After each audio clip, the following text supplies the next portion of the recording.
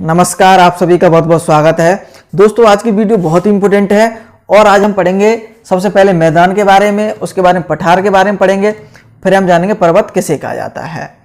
बहुत important video है। जब भी हम भूगोल पढ़ते हैं तो आपने देखा होगा कि ये शब्द आपको बार बार पढ़ने को मिलते हैं। तो सबसे पहले हम पढ़ते हैं मैदान के बारे में। मैदान किसे कहा जाता है?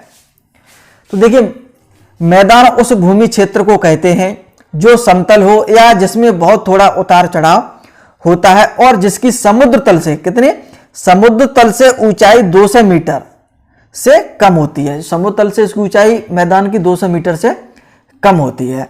तो ये क्या है? जलमंडल है आपका, ये स्थल मंडल है। ठीक है। और यहां से क्या है? समुद्र तल से इसकी जो ऊंचाई होती है वो 200 मीटर से कम होती है। इस बात को विशेष रूप से ध्यान रखना है, ये प्रश्न कभी कभी परीक्षा में पूछा जाता है। तो हम मैदान किसे कहते हैं? समतल भूमि के बड़े भूभाग को हम क्या बोलते हैं? मैदान कहा जाता है। आगे हम पढ़ेंगे पठार के बारे में। धरातल का ऐसा स्थल रूप जो अपने आसपास की जमीन से पर्याप्त क्या होता है? ऊंचा होता है। जैसे कि ये धरातल है और इससे क्या है? ये ऊंचा होता है और जिसका ऊपरी भाग चौड़ा, देखिए ऊपरी भाग क्या है? ये चौड़ा होता है और ये क्या होता है?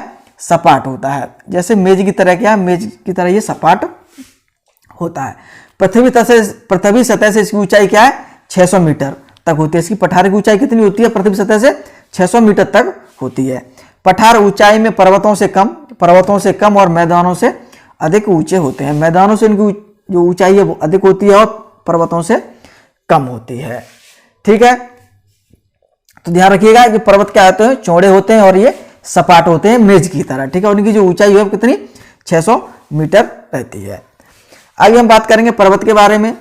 देखिए, पृथ्वी की भू सतह पर प्राकृतिक रूप से उठा हुआ भाग, ये क्या है? प्राकृतिक रूप से ये उठा हुआ भाग तथा इनका शिखर छोटा। देखिए क्या है? ये सबसे ऊपरी भाग को पर्वत क्या बोलते हैं? शिखर बोला जाता है। और जमीन के जो पास होता है, धरातल के पास, उसे हम क्या बोलते हैं? आधार बोलते हैं। ठीक है। तो क्या होता है? शिखर छोटा तथा आधार चौड़ा होता है। देखिए, शिखर क्या होता है? बहुत ही चौड़ा कम होता है और ये जो आधार है वो बहुत चौड़ा होता है।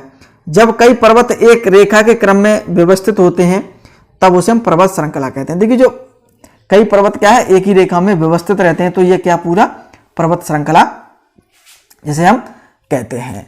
और जो पर्वत की जो ऊंचाई होती है वो क्या? धरातल से कितनी? 600 मीटर से अधिक होती है। 600 मीटर तक की ऊंचाई क्या पठार कहा जाता था, लेकिन इससे अगर ऊंचाई अधिक है तो उसे क्या हम बोलेंगे?